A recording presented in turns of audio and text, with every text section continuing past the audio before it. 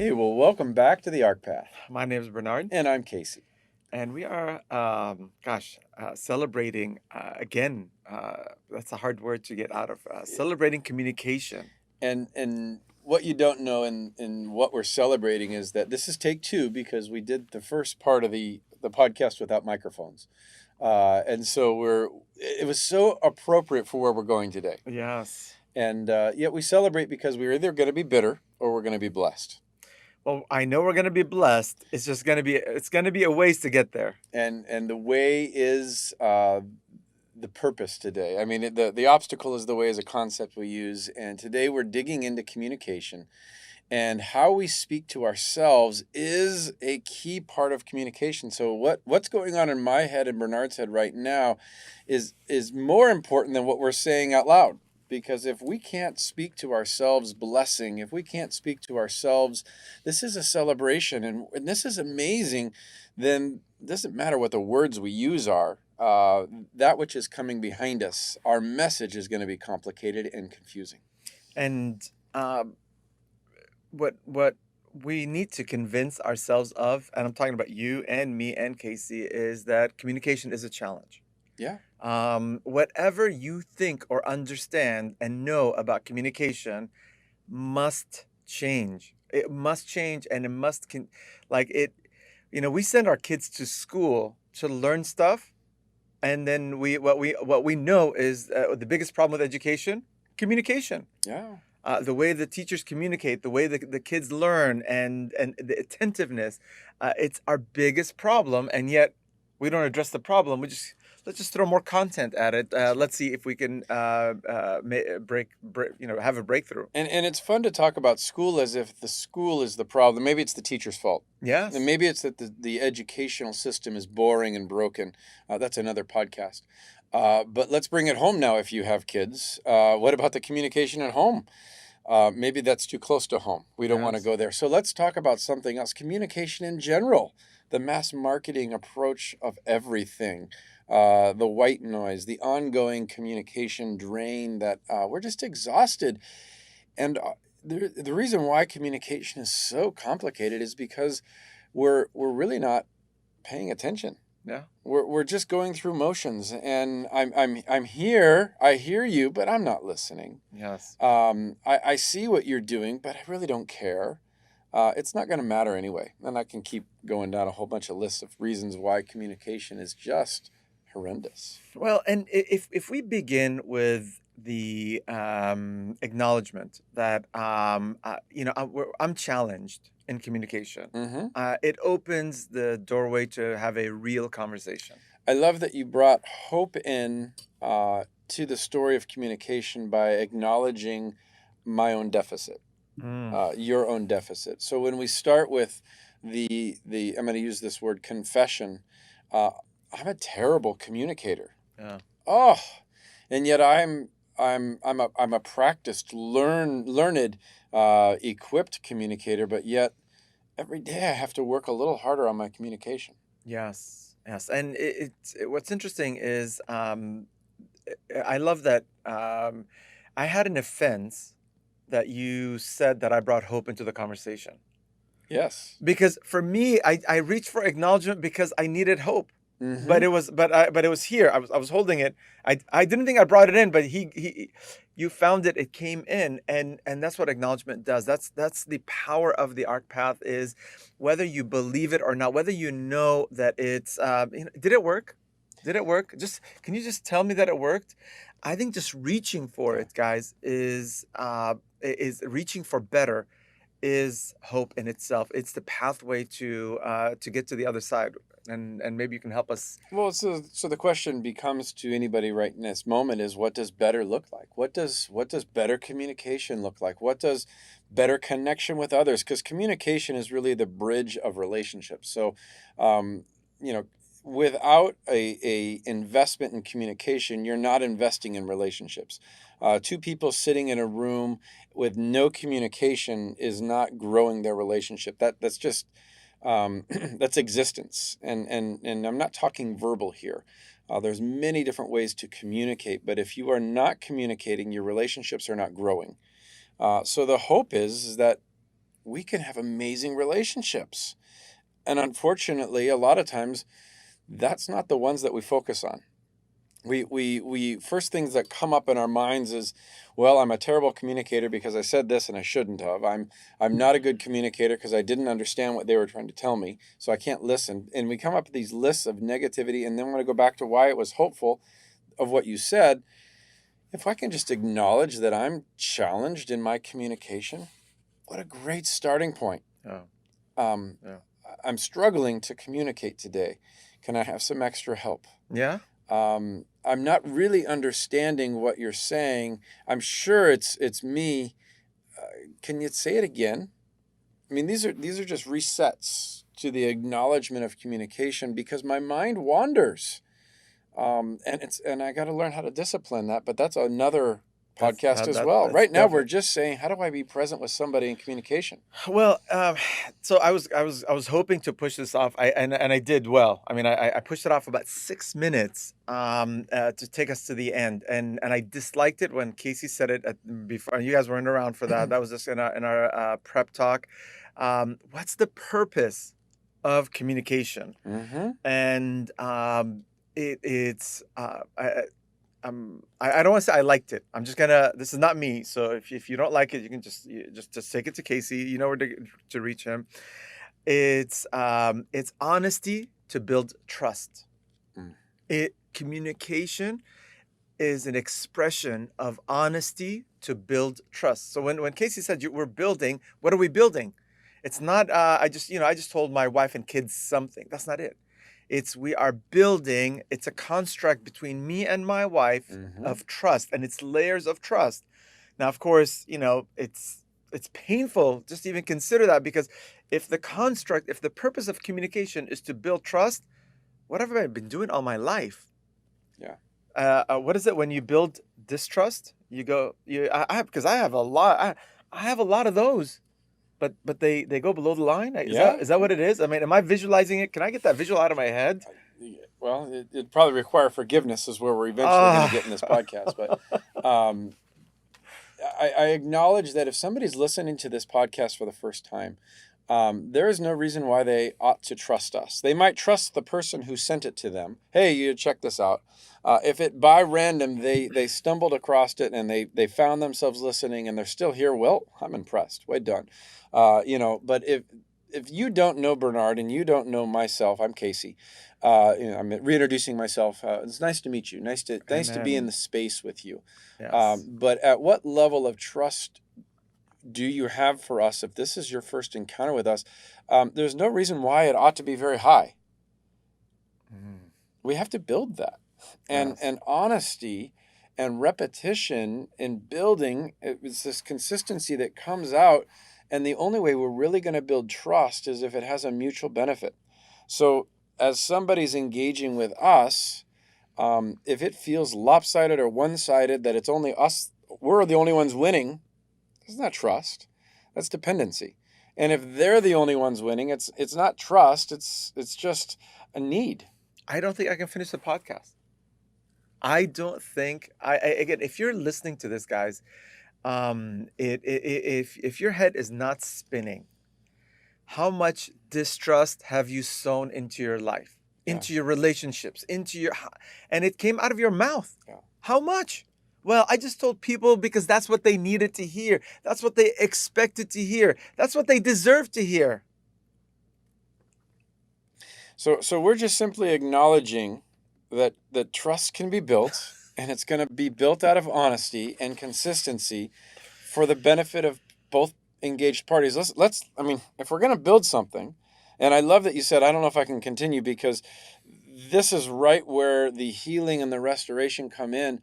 Uh, because your thoughts are saying, I don't think I can continue this, but we have to. The healing is to take our thoughts captive and then figure out which thoughts are beneficial, and then release the thoughts that tell me I need to be right, and release the thoughts that tell me I deserve revenge. I deserve to be better than anybody else. And But you just, I said all those things because they deserve it.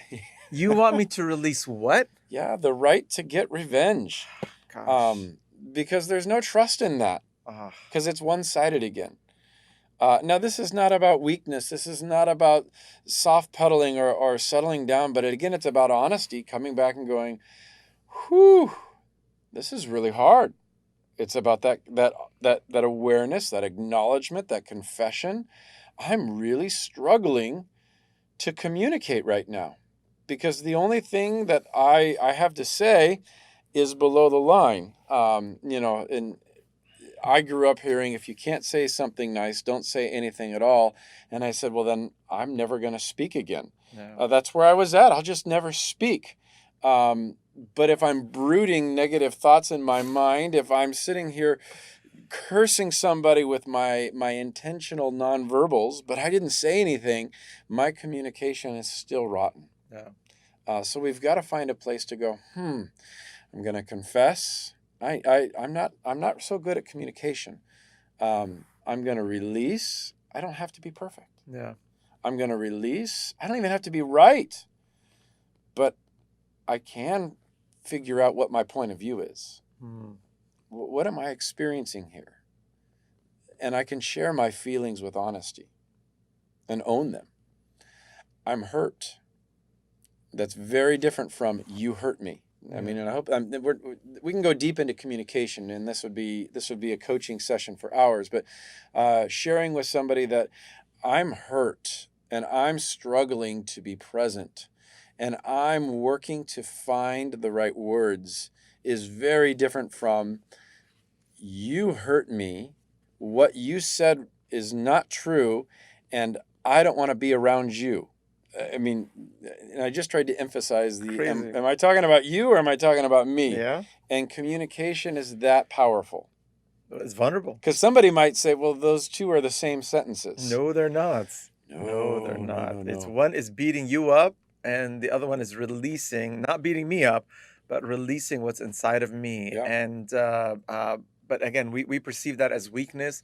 We perceive that as vulnerable. And there's a whole lot of other words that I'm just not going to say right now. But it's just that paradigm shift is wasn't taught. You weren't taught this. You just were not taught this. Or if they try teaching unless you're on the AHRK path and you're hearing it and you're encountering it going, okay, who are these crazy guys and why are they going after this? And I want to emphasize, we're crazy. Yes. We are a little bit crazy to think that we can practice life this way. Well, I mean, the fact that if you put trust in as a cornerstone of communication, then and you go backwards, reflecting on all of the communication that you've done. How old are you? I know how old I am, and man, I that's crazy. I don't want to believe that. Yeah. I don't want. Can we redo this podcast and change that word? Well, I guess with that in mind, you're either going to have to go back and do a whole lot of fixing. You know, okay. I mean, I can do that. I might. Give me the option B. Option B is to look at it and go, I guess I just need to forgive myself and maybe I've learned something new. Can't be that easy. That's why we're crazy. This is not an absolution. Like, it doesn't matter that I did anything wrong. If you don't learn anything from it, then it was failure. But that means I have to wake up every day, every morning, look myself in the mirror and forgive myself every day till the day I die. And to think how easy that would be rather than going back and fixing everything you've ever said wrong. But my pride and my ego says it's probably better.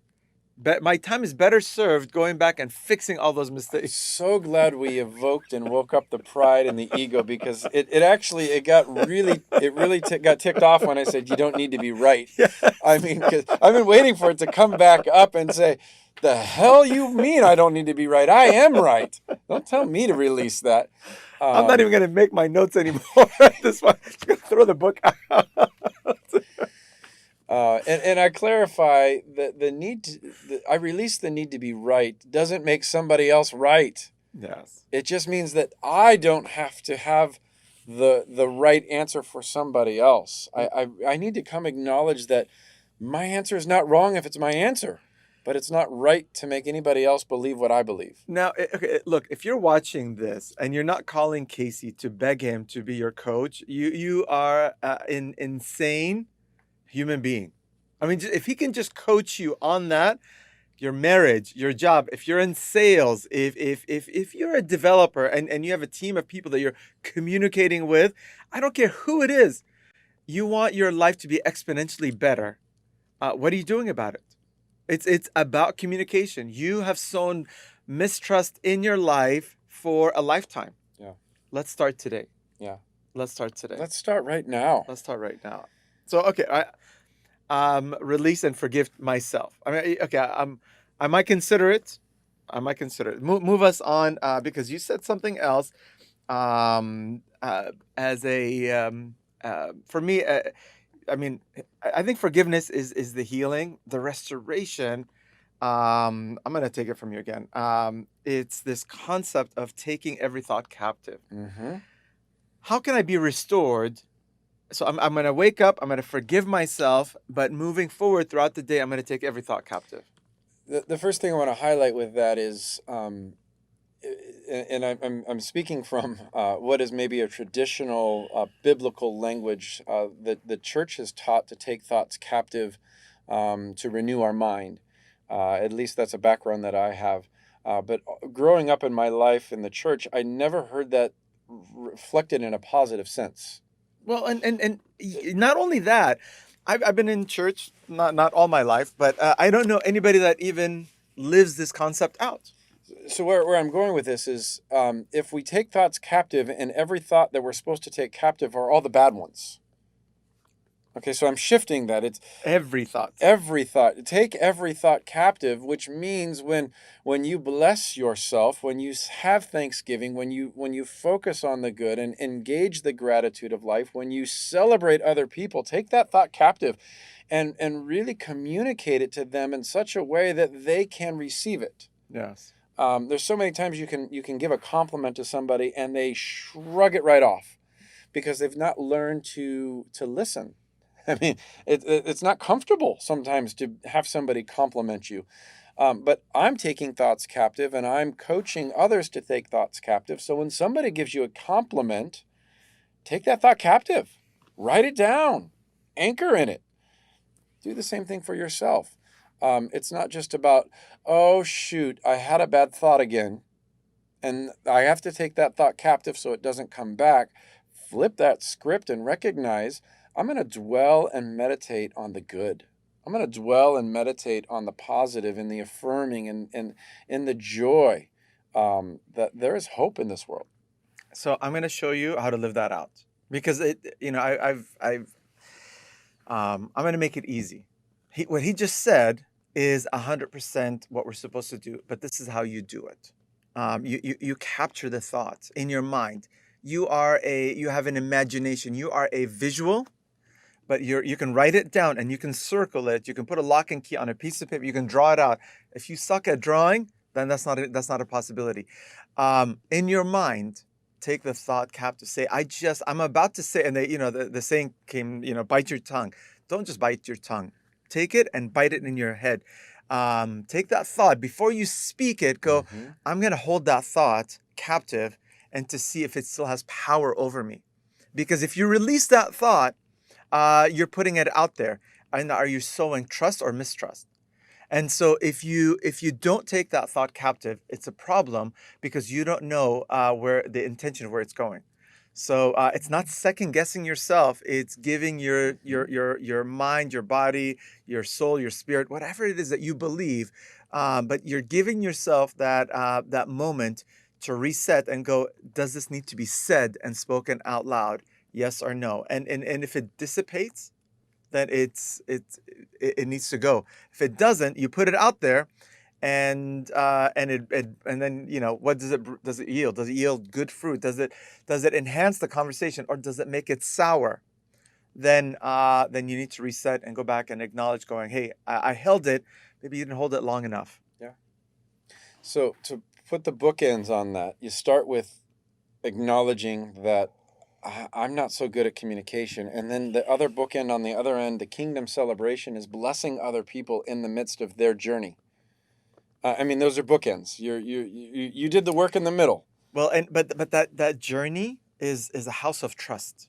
I mean, over and over and over I'm just again. visualizing that you're standing, that kingdom platform that you're standing on is a house of trust.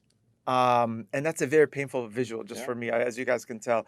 It's just that house of trust is what the kingdom is built on, and your foundation, people, how people see us. Trust is a powerful kingdom paradigm that we need to meditate on. There are so many I thoughts. know. There are so many. And here, take a thought captive. There are so many. What came up for me, and I don't know if it was connected to what you were saying, so I'm acknowledging that. I didn't listen to a word you said. Amen. I was I somewhere know. totally different. And that is so freeing. That's forgiving. Could you forgive me for allowing my thoughts to Wonder. wander? Yes. That's what we're starting about. That's why Yes. communication is so hard. Then we come back and go, could you say that again? We could do that. And Bernard and I have done that over and again until we frustrate other people because we clarify our speech and our communication. The thought that overwhelmed me, and you could jump on this if you want, is, but somebody else doesn't deserve to be forgiven. Yes. And then you got to bring that back and go, did I deserve it? No, anytime forgiveness is exchanged, it's not deserved. I mean, that's just a principle of forgiveness. It's to release the right to be right and to get revenge, is to acknowledge you don't deserve this, Yeah. but I'm going to give it anyway. Yeah. And the only way we ever get to that place in the kingdom stance of forgiving and blessing relationships rather than cursing and condemning relationships is to start with our own acknowledgement. Look, I didn't deserve it either, Yeah. but I found a way forward to be free.